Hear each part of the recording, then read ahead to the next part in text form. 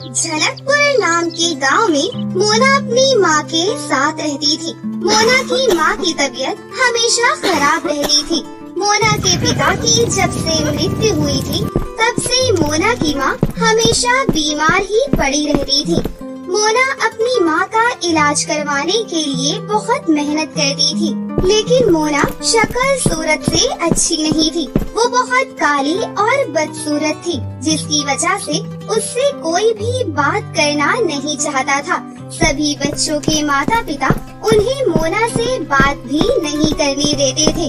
उन्हें लगता था कि मोना का रंग रूप उनके बच्चों पर ही आ जाएगा। इस वजह से सभी अपने बच्चों को मोना से बात करने या उसके साथ खेलने के लिए भी मना करते थे। मोना छोटी थी, फिर भी वो कई घरों में काम करती और कुछ खेतों में भी मेहनत मजदूरी कर अपनी माँ का इलाज करवाती थी। वो लोगों की बातें नहीं सुनती थी। मोना सिर्फ अपने काम से काम रखती थी। ऐसे ही दिन बीत रहे थे। एक दिन मोना की माँ अपनी बेटी को इतनी मेहनत करता देखकर कहती है, अरे बेटी, मेरी वजह से पता नहीं तुझे कितने और दुख उठाने पड़ेंगे। मैं तो तुझ पर बोझ बन चुकी हूँ। तेरे पिता के जाने के बाद मुझे तेरी देखभाल करनी चाहिए थी, लेकिन तू ही मेरी इतनी देखभाल और सेवा करती है कि तुझे खुद के लिए भी समय नहीं मिलता। पता नहीं हमारे ये दुख भरे दिन कब जाएंगे। अरे माँ, आप उसकी चिंता मत करिए। आप बस जल्दी से ठीक हो जाइए। मुझे और कुछ भी नहीं चाहिए। ये सुनकर मोना की माँ खुश हो जाती है। धीरे धीरे समय बीतता है और अब मोना की माँ ठीक होने लगी थी। धीरे धीरे कुछ सालों में वो पूरी तरह ठीक हो गयी। लेकिन अब मोना बड़ी हो चुकी थी, इसलिए मोना की माँ को मोना की शादी की चिंता हो रही थी। मोना की माँ अपनी बेटी के लिए एक अच्छा रिश्ता ढूंढना चाहती थी। वो बहुत अच्छे अच्छे रिश्ते देखती हैं, लेकिन मोना का रंग रूप देखकर हर कोई मना कर देता है।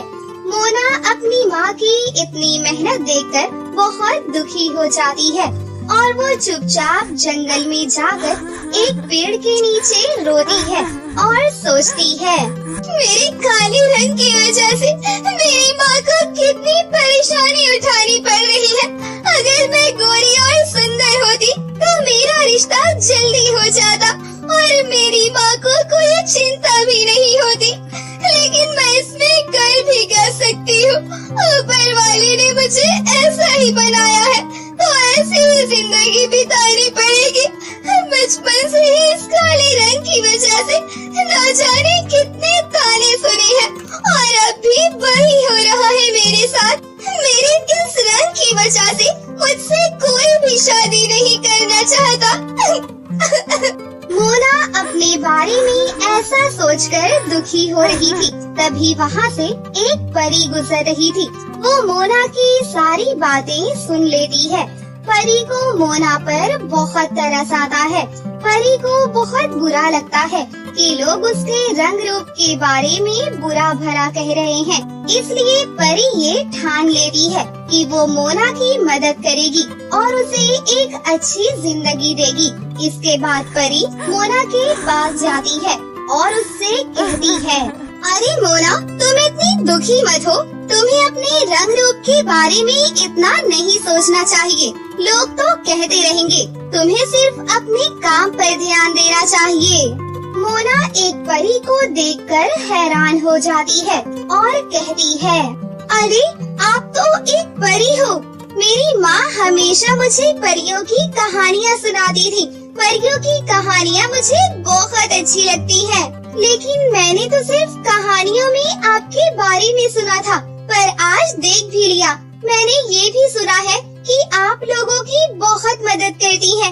मुझे भी आज मदद की बहुत जरूरत है। मेरे इस रंग रूप की वजह से कई लोग मुझसे दूर भागते हैं और तो और कोई भी मुझसे बात नहीं करना चाहता। और आज वो दिन आ गया कि मेरी माँ मेरी शादी के लिए बहुत परेशान हो चुकी है। वो मेरी शादी के लिए बहुत परेशान और दुखी भी है। उनका दुख मुझसे देखा नहीं जा रहा। तो क्या परी जी आप मेरी मदद करेंगी?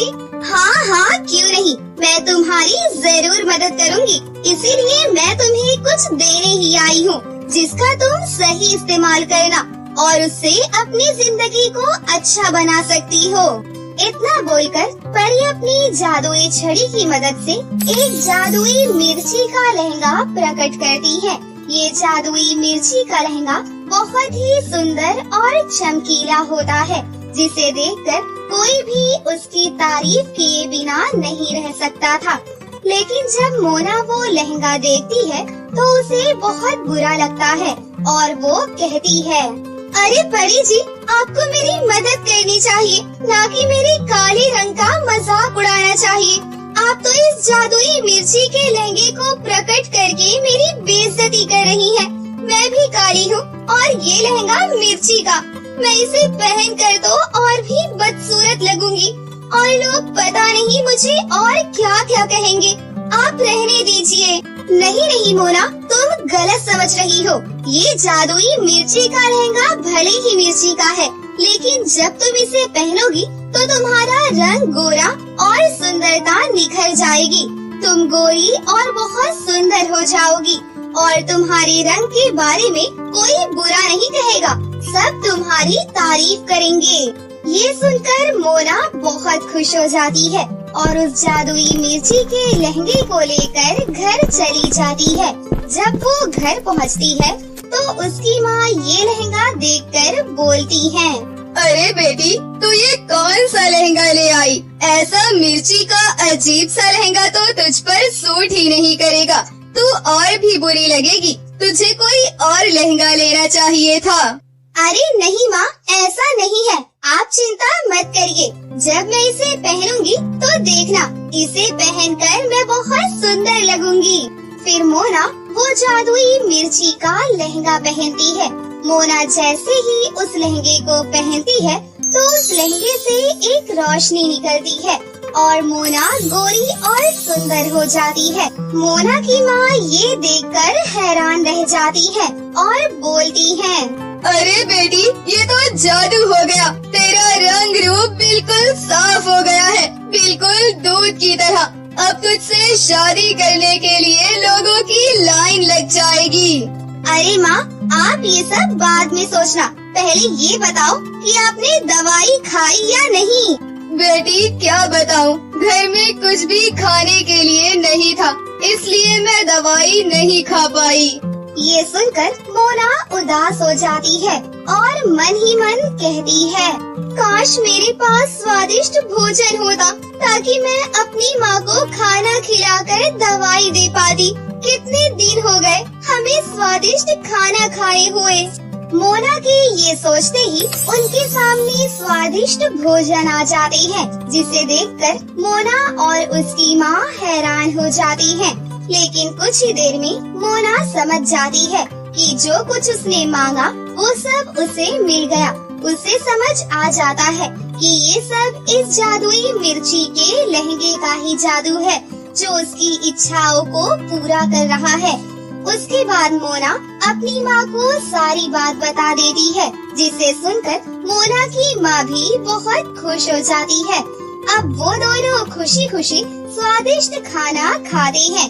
उसके बाद मोना की माँ अपनी बेटी के लिए बहुत अच्छा रिश्ता ढूंढती है, जिससे मोना की शादी बहुत धूमधाम से होती है और उस दिन से मोना और उसकी माँ एक बहुत अच्छी जिंदगी जीने लगते हैं। दोस्तों, इंसान की पहचान उसके रंग रूप से नहीं बल्कि उसके अच्छे स्वभाव और मेहनत से होती है। जो दूसरों की मदद और अपनों का सम्मान करते हैं, ईश्वर उनकी झोली खुशियों से जरूर भरता है।